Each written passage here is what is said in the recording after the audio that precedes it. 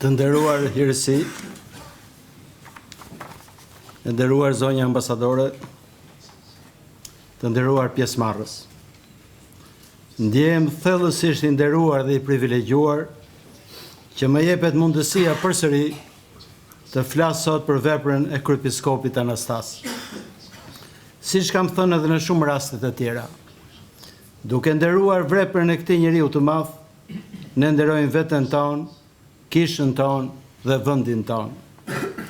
Pozicioni im është unik, jo vetëm si studiues i teologjisë së tij, por si dëshmitari drejt për drejt dhe bashkëpunëtori i tij gjatë më shumë se 30 viteve të ringritjes së kishës ortodokse në Shqipëri. Kjo përvojë më ka dhënë mundësinë të shikoj nga afër se si teoria teologjike materializohet në praktikë pastorale. Në 7 gusht të vitit 1960, kryepiskopi Anastas u dorëzua diakon dhe gjithë jeta e tij vazhdoi duke qenë një diakoni në shërbim të Perëndisë dhe të njerëzve. Siç ai vetë shpreh vazhdimisht, krishtërimi e konsideron shërbimin si rrugën mbretërore për të përmbushur vetveten, duke u shërbyer të tjerëve e duke i ndihmuar ata në shpëtim. Ne ndihmojmë dhe shpëtojmë edhe veten tonë. Koncepti diakonisë tek ai e tejkalon kuptimin tradicional funksional për të arritur një dimension ontologjik. Pika referuese është fjala e Krishtit, sepse dhe biri i njeriut nuk erdhi që të shërbejnë, po që të shërbejë. Teza e tij se të gjithë duhet jemi gjithmonë diakon nuk është thjesht imperativ moral, por i përcaktim radikal i eklesiologjisë ortodokse. Në analizën time të tekstëve të tij, identifikoj 3 faza të zhvillimit të këtij koncepti. Në fazën e parë, gjatë viteve 1960-1980, diakonia shfaqet si shërbim liturgjik dhe filantropik, e themeluar në modelin kristologjik të kenosis, zbrasisë, ku ai u përkushtua tërësisht misionit, një veprë themelore të kishës që për fat keq ishte lënë për shumë kohë në arrest. Ja si shprehet profesor Vajos Vajopoulos i Universitetit të Janinës. Pas shekujt të shumt, fal Anastasit, u realizua zgjimi i hir apostolik i kishës ortodokse, çelja e horizonteve të saj drejt gjithë botës. Mbyllja e citimit. Në fazën e dytë, gjatë viteve 1981-1991, koncepti zgjerohet përmes përvojës afrikane, ku diakonia integrohet me zhvillimin holistik dhe drejtësinë sociale. Në vitin 1981, ai u ftua nga patriarku i Aleksandrisë për të organizuar kishën ortodokse në Kenya, që ishte në një gjendje shumë të vështirë. Kontributi i tij 10 vjeçar në Afrikë është i jashtëzakonshëm. Ai bëri të mundur ndërtimin e të vetmit fakultet ortodoks në Afrikë, si dhe kisha, shkolla e klinika mjekësore. Në fazën e tretë, nga viti 1991 e deri në fund të jetës, diakonia arrin kulmin e saj teorik dhe praktik në kontekstin e ringritjes së kishës së Shqipërisë, duke bërë parimi organizativ i të gjithë ekzistencës ekleziale. Në epokën tonë, po jetojmë një proces globalizimi të pashmangshëm, ritmi të cilit ka filluar të shtohet në fund të shekullit kaluar dhe në fillim të këtij shekulli. Para shumë kujt, shtrohen pyetje të shumta dhe për njerëz e grupime të ndryshëm, përgjigjet janë të ndryshme. Disa e shikojnë globalizmin si një mundësi të madhe zhvillimi, të tjerë si një kërcënim për identitetin etnik, kulturor apo fetar. Libri i tij, Globalizimi dhe Ortodoksia, përfaqëson kontributin më sistematik ortodoks në debatin teologjik mbi globalizimin. Kam pasur privilegjin të prezantoj këtë libër kur u botua në Shqip, dhe mbaj mend përshtypjen e fortë që më la fuqia argumentuese dhe thellësia e vizionit të tij. Ky libër merr një rëndësi të veçantë, jo vetëm në mendimin ortodoks, por edhe më gjerë, sepse mendimet e paraqitura ka përcejnë kufit e ngushtë fetar dhe përfshin gjithë njerëzimin. Kryepiskopi Anastas artikulon atë që mund ta quaj një hermeneutik të dyfisht. Nga njëra anë, një kritik profetike e globalizimit neoliberal që redukton personin në konsumator. Nga ana tjetër, një afrim teologjik i universalitetit si dimension konstituiv i kishës. Ai shpjegon me kthjelltësi se në një globalizim krejtësisht të shekularizuar krijohen stimuj të fuqishëm për çarje dhe izolimi. Në vend të persona të veçantë ka vetëm numra. Mburrja për fuqinë e teknologjisë shoqërohet në planin individual me ndjenjën e dobësisë dhe ankthin ekzistencial. Flitet për liri të përgjithshme dhe përjetohet mungesa e lirisë individuale. Dallimi teologjik ndërmjet termave person dhe individ është një nga kontributet më të mëdha të krishtërimit në antropologji. Një qenie njerëzore mund të jetë e plot vetëm si person, do me thënë vetëm në raportin me të tjerët, ku qendra e ekzistencës nuk është me egoizmi, por dashuria për të gjithë. Por kurora e veprës së tij është ringritja nga gërmadhat e kishës ortodokse në Shqipëri. Në 24 qershor të vitit 1992, kryepiskopi Anastas u zgjodh në krye të kishës dhe me këtë zgjedhje filloi ringritja nga rënoja. Koha vërtetoi se kjo ishte zgjedhja e duhur dhe për këtë zgjedhje e falenderojmë përzemërsisht patriarkanën ekumenike, e cila gjatë këtyre viteve të ringritjes ka treguar kujdes dhe dashuri të veçantë për kishën tonë. Kisha ortodokse në Shqipëri, si të gjitha komunitetet e tjera fetare, ishte tërësisht e shkatruar. Ringritja e saj nga themelet ishte një sipërmarrje vigane, e cila në fillimet e saj gati duke e pamundur, por e u realizua dhe nuk ishte thjesht një ringritje në kufit e mëparshëm, por ridimensionimi i kishës në një nivel shumë më të lartë dhe shumë më të gjerë.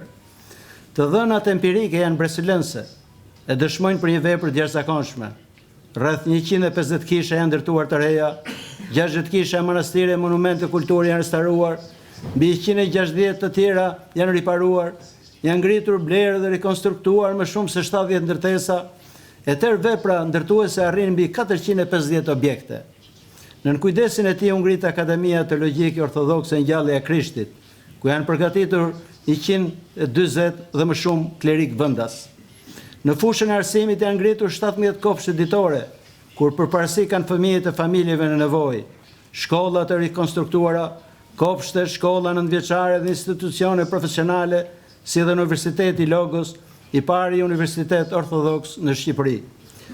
Dashuria e tij për gjithë njerëzit, pavarësisht nga origjina dhe bindjet e tyre, bën që të krijonte një rrjet klinikash mjekësore në tërvendin, ku dallohet qendra diagnostike ungjillizimi në Tiranë, ku punojnë disa nga mjekët më të njohur të vendit dhe me aparatura mjekësore të teknologjisë së fundit. Gjatë vitit 1999, kur vendi ynë priti valën e refugjatëve kosovar, Kisha Ortodokse, me iniciativën dhe në drejtimin e tij, organizoi një program të madh ndihme për më shumë se 12 milion dollarësh. Por margaritari më vëzëllues në veprën ndërtuese është katedralja e re në Tiranë. Kushdo që shikon këtë katedrale madhështore, do të kuptojë se është ndërtuar nga njeri me dashuri të madhe për njerëzit dhe për kushtim të rrallë për kishën.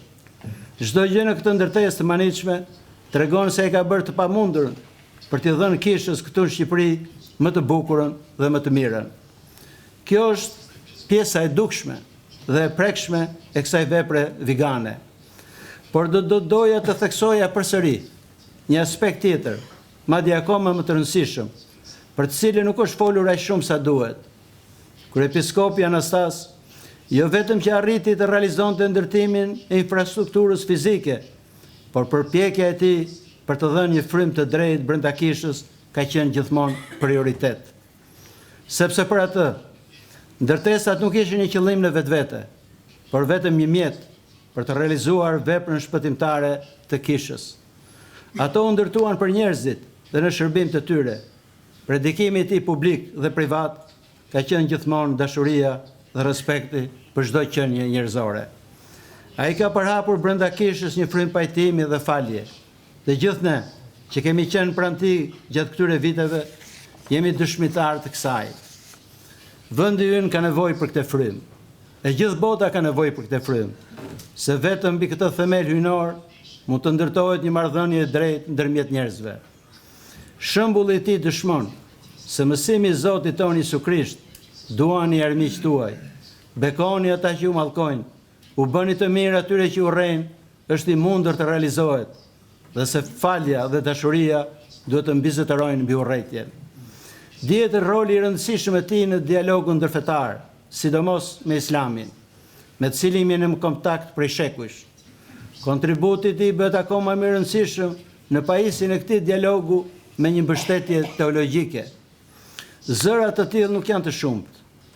Formula e tij e famshme, vaji i fesë, nuk duhet përdoret nga asnjëra palë për të ndezur konflikte, po për të shëruar plagët dhe për të qetësuar zemrët. Nuk është thjesht metaforë poetike, por sintetizim i një programi teologjik. Këto fjalë jo vetëm janë të njohura nga të gjithë, por janë bërë tash një leitmotiv kur flitet për rolin e fesë në botën konfliktuale ku po jetojmë. Si një nga presidentët e Këshillit Botëror të Kishave dhe pjesëmarrës e drejtuesi shumë konferencave ndërkombëtare, ai ka qenë protagonisti i shumë marrëveshjeve dhe arritjeve të mëdha në dialogun ndërfetar.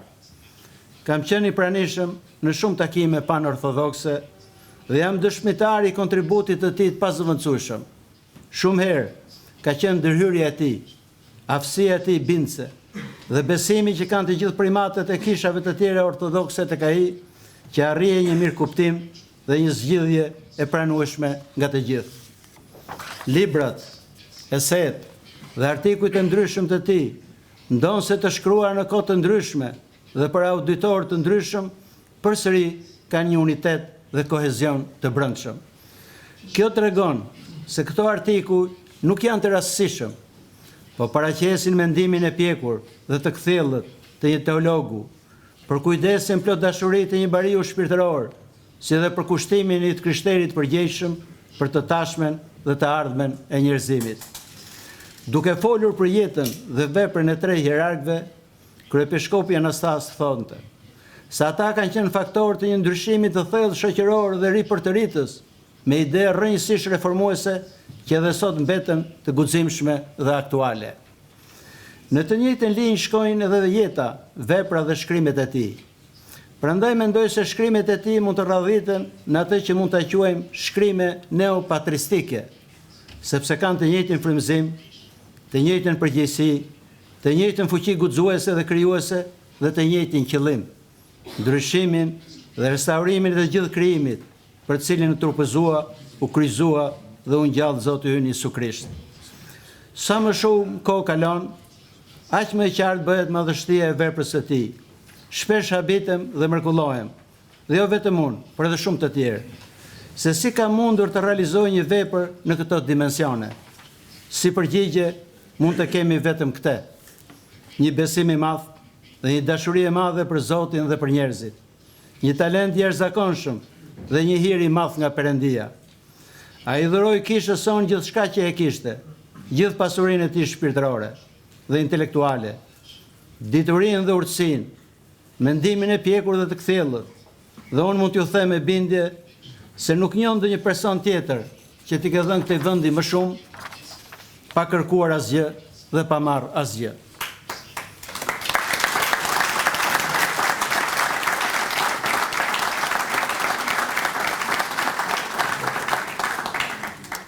Nëpërmjet shembullit të tij, ai ka forcuar tek gjithë ne besimin e patundur tek Perëndia. Është bërë tashmë proverbiale thënia e tij: Perëndia nuk do na braktis. Besoj se jeta dhe vepra e tij janë një shembull i gjallë dhe frymëzim i vazhdueshëm, jo vetëm për ne sot, por do të jenë edhe për brezat që do të vinë. Nuk mund të gjeja fjalë më të përshtatshme për të përfunduar se sa vetë fjalët e tij në lidhje me vizionin e ortodoksisë. Kur e mendoj ortodoksinë në shekuj, shkruan ai, e ndërroj të hapur ndaj zhvillimit, ndaj kushteve të reja të krijuara nga shkenca, arti dhe teknologjia. Vendi i ortodoksisë nuk është një hapësirë jashtë historisë, por në qendrën e brymosjeve sociale në pararojë të progresit, mbyllja e citimit. Si që ai vetë ka thënë shpesh, nuk dua admirues, por bashkëpunëtor. Ashtu edhe ne, nuk duhet të ndalemi vetëm në admirimin për jetën dhe veprën e tij, por edhe ta ndjekim atë pas, duke u bërë bashkëpunëtorët e tij në veprën shpëtimtare të Zotit jon Jezu Krisht nëpërmjet kishës së tij. Ju falenderit për vëmendjen.